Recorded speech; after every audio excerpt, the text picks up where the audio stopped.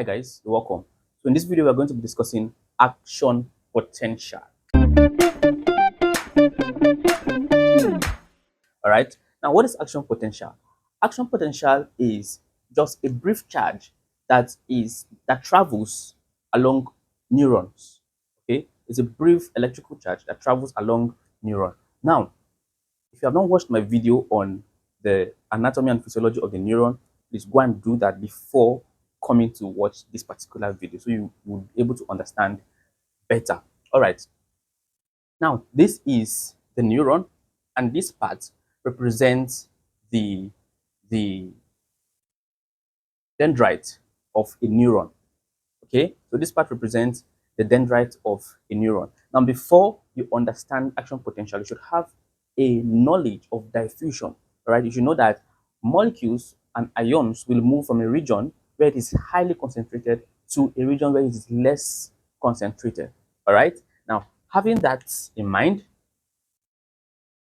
this is like the dendrite of another neuron.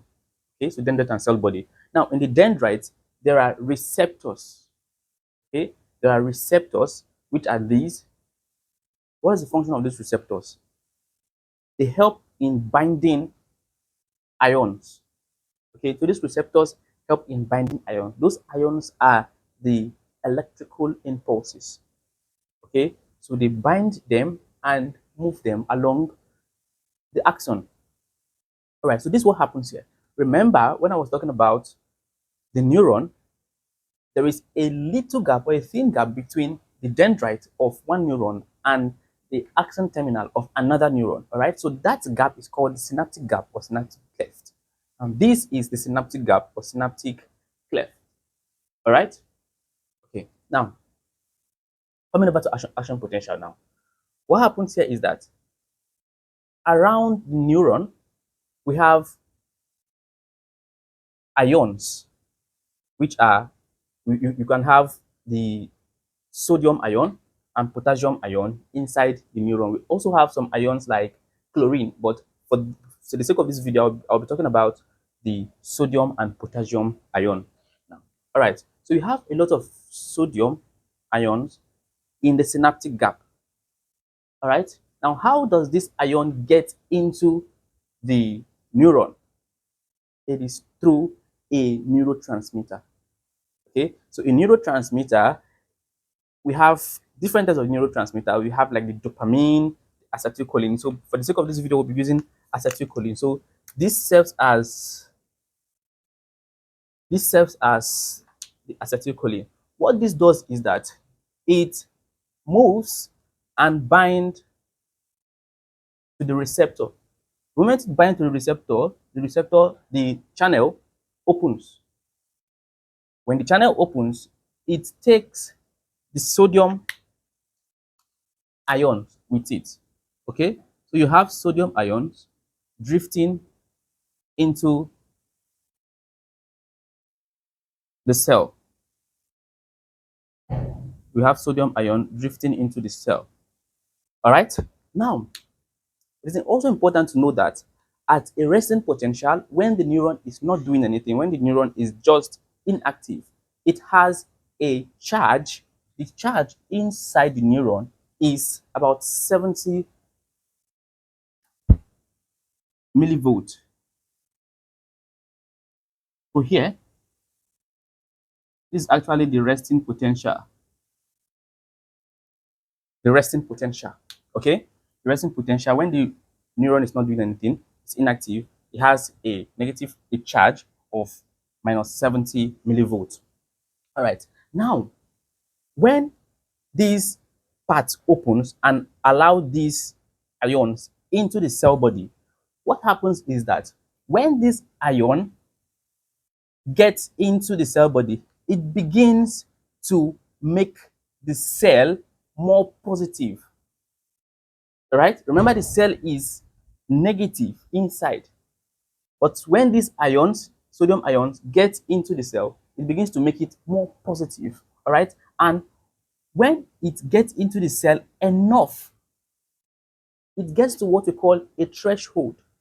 And that threshold, remember, it is negative. So when positive enters, some of the negative will become positive, some part of the cell will become positive, some part of the cell will become negative. All right. So positive, when the positive value increases to a threshold, which is 55 millivolts, all right, what happens is that an action potential occurs. All right. So at 55 millivolts, at this point, at 55 millivolts, an action potential shoots. The neuron fires. It fires to pass impulses. Okay.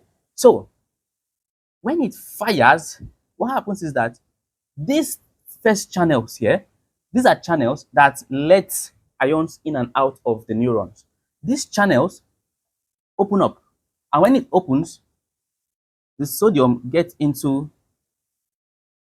the cell body. This opens up. These are voltage gated channels. Okay, they are voltage gated channels. This opens up and lets the sodium in, sodium ion in. This also opens up and let the sodium ion in. All right. Same thing happens here. It opens up to let the sodium ion in. All right. Now, you'd observe that we have more of sodium inside the cell body. That means that this cell is more positive. And at this point, what happens is that the charge inside the cell shoots to about 30 millivolts.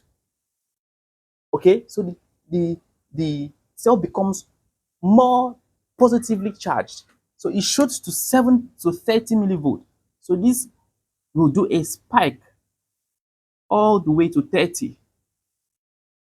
Okay, it will do a spike all the way to 30. All right, now the process of shooting or firing and making this up movement to 30 is called depolarization. Depolarization.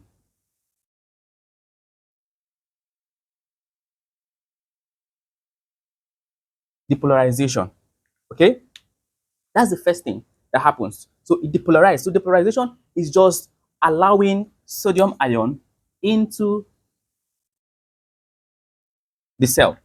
Okay? So when sodium ion gets into the cell, what happens is that depolarization occurs. Now the next step, or the next thing that happens, is that after the sodium has entered the cell and it gets to 30 millivolts, what happens is that this sodium channel begins to close. The sodium channel begins to close, and immediately the sodium channel closes, the potassium channel opens. It opens up to allow potassium to leak outside. Okay? It allows potassium to leak outside. This opens, allowing this out. This opens up, allowing this to leak outside. All right? Now, something happens. When this begins to leak outside, what would you notice? Remember that when the sodium ion got into the cell became highly polarized. Okay? The cell began to, we saw that the positive charge in the cell increased. All right? So this part that you have this negative sign in the membrane of the cell, on entering on sodium entering the cell, it will become positive. Okay, it will become positive, and when it becomes positive, the outside environment will become more negative. All right, that's what happens there. Now, when potassium ion leaves the cell, this cell, because it was positive, you have a lot of charge inside here. In here, the potassium ion will leave, and when the potassium ion leave, the positivity of the cell will begin to drop. Okay, So when that positivity of the cell drops, you have this graph here coming down, dropping, dropping, dropping. And something interesting happens here. All right? When this graph drops, it doesn't just drop to the normal resting potential. Okay? It drops way below the normal resting potential all the way to 90. So it drops to 90. All right? Remember, this is our resting potential, which is 70. This is our threshold. Threshold. Then this is where it drops to. Now, when it gets to this point, the process of it dropping to that point is what we call the process of this potassium leaving the cell is what we call repolarization. Repolarization. All right. Now, when it gets to 70 and it moves down below 70, that is what we call hyperpolarization.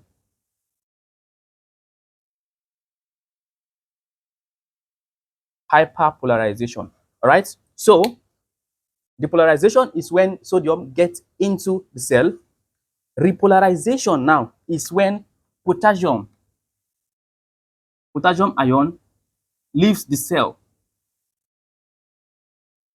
While hyperpolarization is when the positivity of the cell drops. So this is hyper. When the positivity of the cell drops beyond the normal resting potential. And I will tell you why this happens. This happens because this neuron will actually need time to fire again. Okay, it's going to need time to fire again. All right, so it doesn't just fire and fire and fire and fire. When it fires, it needs time to rest. Just like you are flushing a toilet. When you flush a toilet, you need time for the shank to be filled again before you flush again. So when you flush, you don't flush again immediately. You need time for the toilet to be full, for the shank to be full again with water before you can flush. That's what happens here. You need time for this, all right, to go back to normal. And that time, because this potassium gate takes time to close back, you're going to have more of the ions leaving the cell. And that is what happens in polarization. Then after some time, this graph will now return back to the normal resting potential, which is 70 millivolts.